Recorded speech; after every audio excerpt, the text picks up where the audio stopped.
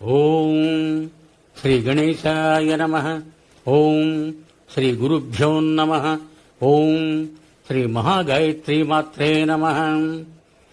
Shri మహాగాయత్రీమాత YouTube ఛానల్కు శ్రోతలందరికీ సాదర స్వాగతం. ఆహ్వానించువారు కాశీవజ్ర సుబ్రహ్మణ్య శర్మ, నిడదవోలు. శ్రీరామ విశ్వంభరదాసు ద్వితీయ భాగము. శ్రీరామ విశ్వంభరదాస స్వామికి సంస్కృతము, హిందీ, పంజాబీ భాషలు వచ్చు. సింహాచలం చేరిన కొన్ని మాసాల దాకా వారు తెలుగులో మాట్లాడలేకపోయారు. అటు తర్వాత ఏళ్లు గడిచిన కొలది వారు తెలుగులో ధారాళంగా మాట్లాడసాగారు. స్వామి కొంతకాలం రాలిపడిన ఎండుటాకులు, పండ్లు తిన్నారు.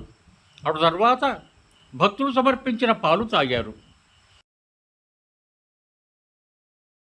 వారి తపస్సు పూర్తయిన తరువాతనే సాధారణమైన ఆహారం, ఆశ్రమ నిర్మాణమైన తరువాత స్వీకరించారు. స్వామి 1840 సంవత్సరాల ప్రాంతంలో సింహాచలం చేరారు.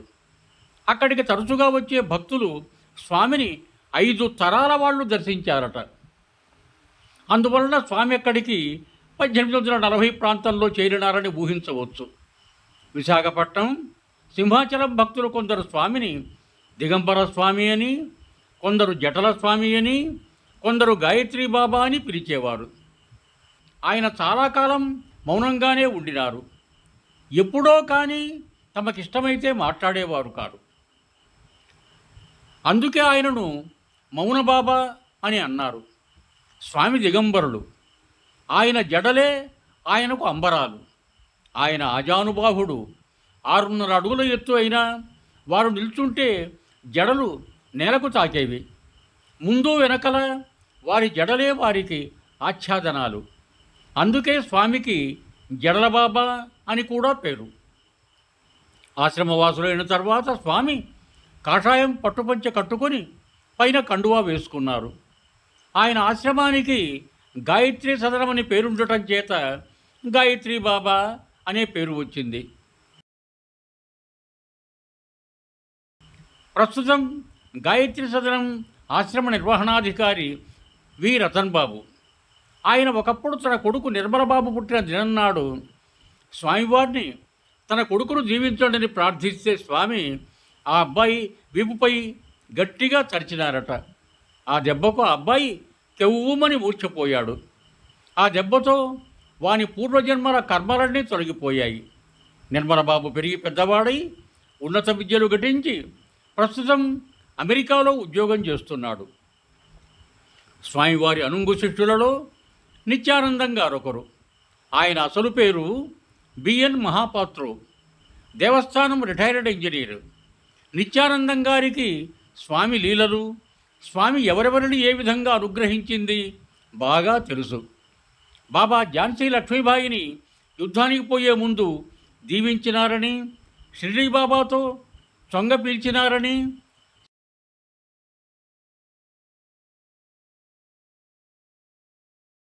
సింహాచలం జట్కా బండ్ల వారు 5 తరాలుగా శ్రీవారిని తమ జట్కాల్లో వలసిన చోట్లకు తీసుకుపోయారని అంటారు.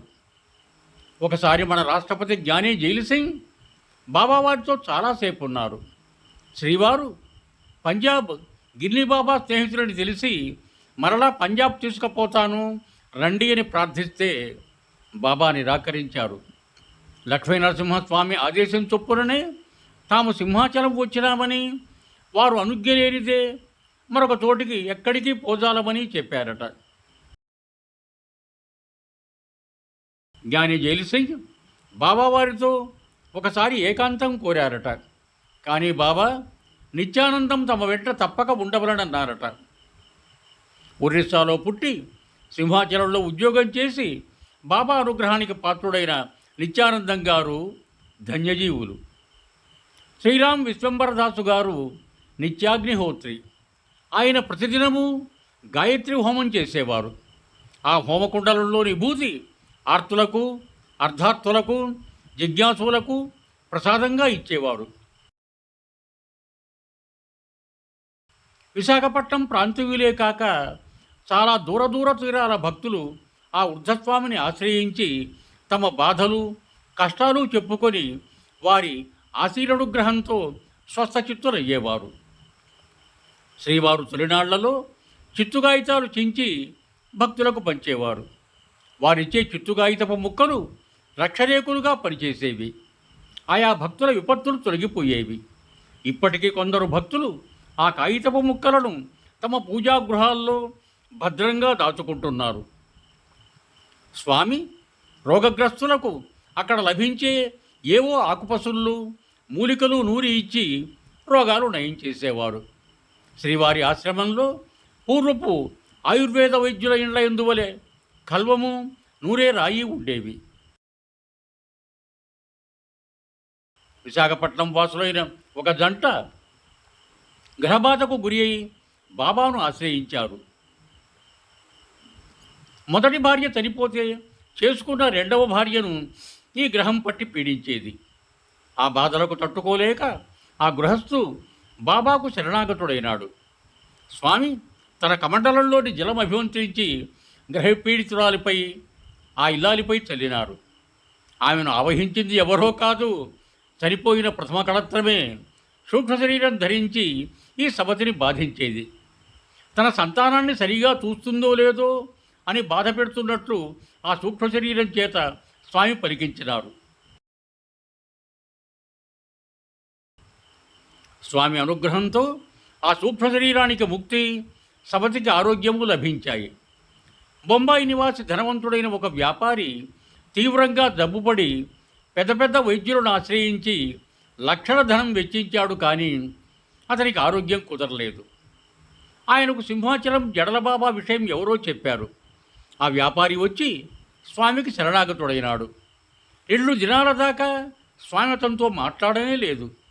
వ్యాపారికి పట్టుదల పెరిగి అక్కడే ఉన్నాడు. 3వ దినం స్వామి తూతమలాడుతూ అతన్ని తన్నారు. ఇది స్వామి తనను పరీక్షించే తీరనుకున్నాడు ఆ ఆగంతకుడు.